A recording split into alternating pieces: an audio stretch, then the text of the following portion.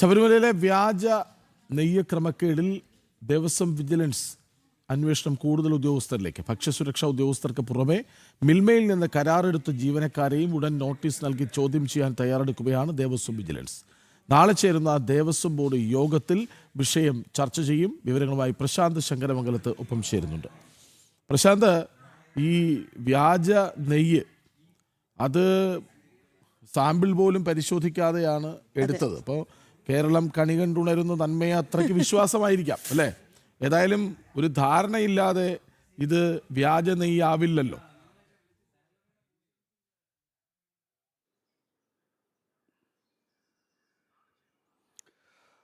കൃഷ്ണരാജ്, തീർച്ചയായും കൃഷ്ണരാജ് രാഖി, തീർച്ചയായും ശബരിമല നെയ്യുമായി ബന്ധപ്പെട്ടപ്പോൾ കൂടുതൽ അന്വേഷണത്തിലേക്കാണ് ദേവസ്വം വിജിലൻസ് കടക്കുന്നത്. നേരത്തെ ഭക്ഷ്യസുരക്ഷാ വകുപ്പിലെ ഉദ്യോഗസ്ഥരിലേക്ക് അന്വേഷണം എത്തിയിരുന്നു. അതിന് പിന്നാലെയാണ് കൂടുതൽ ഉദ്യോഗസ്ഥർ, കൂടുതൽ ജീവനക്കാർ ഇതിൻ്റെ പിന്നിലുണ്ട് എന്നുള്ള അടക്കമുള്ള വിവരങ്ങൾ ഈ വിജിലൻസിന് ലഭിക്കുന്നത്.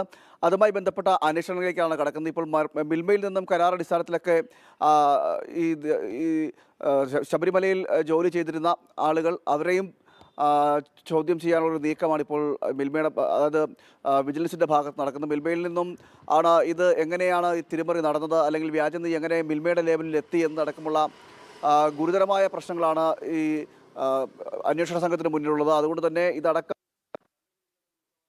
ഭാരിച്ച ഉത്തരവാദിത്തമാണ്. കാരണം ഭക്തർ ഈ പ്രസാദമായി കഴിക്കുന്ന അരവണയ്ക്ക് വേണ്ടി കൊണ്ടുവന്ന നെയ്യിൽ നിന്നാണ് ഇത്തരത്തിൽ ക്രമം.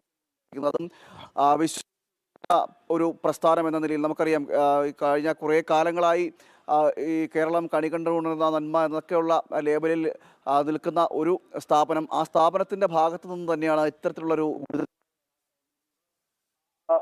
ഭക്ഷ്യസുരക്ഷാ വകുപ്പിലെ ഉദ്യോഗസ്ഥരെ മാത്രമല്ല മറ്റു കൂടുതൽ ഉദ്യോഗസ്ഥർ ഇതുമായി ബന്ധപ്പെട്ട്, അതോടൊപ്പം തന്നെ കൂടുതൽ ജീവനക്കാർ ഇതിന്റെ പിന്നിലുണ്ടോ എന്നടക്കമുള്ള കാര്യങ്ങൾ ഈ വിജിലൻസ്, ദേവസ്വം വിജിലൻസ് പരിശോധിക്കാൻ തയ്യാറെടുക്കുന്നത്.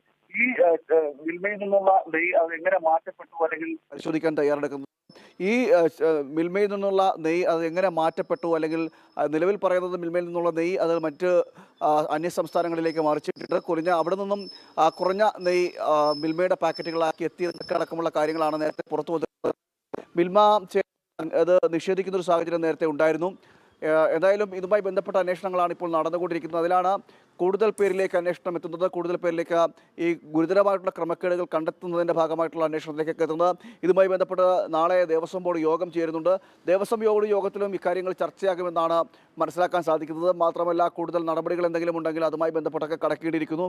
ഇത്തരത്തിൽ ശബരിമല സീസൺ അടുക്കാൻ ഇനി മാസങ്ങൾ മാത്രമാണ് ബാക്കിയുള്ളത്.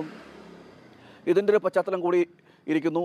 പൊതുവേ നമുക്കറിയാം, ശബരിമല സ്വർണ്ണക്കേസും സ്വർണ്ണക്കൊള്ളയുമായി ബന്ധപ്പെട്ട എല്ലാം ശബരിമല ഒരു വാർത്തകൾ നിറഞ്ഞു നിന്ന ഒരു സാഹചര്യമാണ് ഉണ്ടാകുന്നത്. ശബരിമല ഏതൊക്കെ രീതിയിൽ നശിപ്പിക്കാമോ അത്തരം രീതികളിലൊക്കെ നശിപ്പിക്കാനുള്ള നീക്കങ്ങൾ നടക്കുന്നു എന്ന് വേണം നമുക്ക് ഈ ഒടുവിലായി ഈ നെയ്ക്രമക്കേടുമായി ബന്ധപ്പെട്ടൊക്കെയുള്ളത്. ഇത് CPM ഭരണകാല സമയത്തെല്ലാം ഇത്തരത്തിൽ ഈ ദേവസ്വം ബോർഡുകളിലേക്കും അതോടൊപ്പം തന്നെ ശബരിമലയിലേക്കൊക്കെ CPM അനുഭാവികളായിട്ടുള്ള നിരവധി പേരെ തിരികെ കയറ്റുന്ന ഒരു സാഹചര്യമൊക്കെ ഉണ്ടായിരുന്നു. ഉദ്യോഗസ്ഥരടക്കം അങ്ങനെ ഒരു സാഹചര്യമൊക്കെ ഉണ്ടായിരുന്നു. ഇതിൽ ആരിൽ നിന്നൊക്കെയാണ് ഇത്തരത്തിൽ ഈ ഇടപാടുകൾ ഉണ്ടായത് എന്നടക്കമുള്ള എന്തായാലും പ്രശാന്ത് സൂചിപ്പിച്ചതുപോലെ അല്ലേ, ഈ ശബരിമല നെയ്ക്രമക്കേടിൽ കൂടുതൽ ഉദ്യോഗസ്ഥരിലേക്ക് കൂടി അന്വേഷണം നീളുകയാണ്. ആരൊക്കെ കുടുങ്ങും എന്നുള്ളത് നമ്മൾ കണ്ടു തന്നെ അറിയേണ്ടി വരും.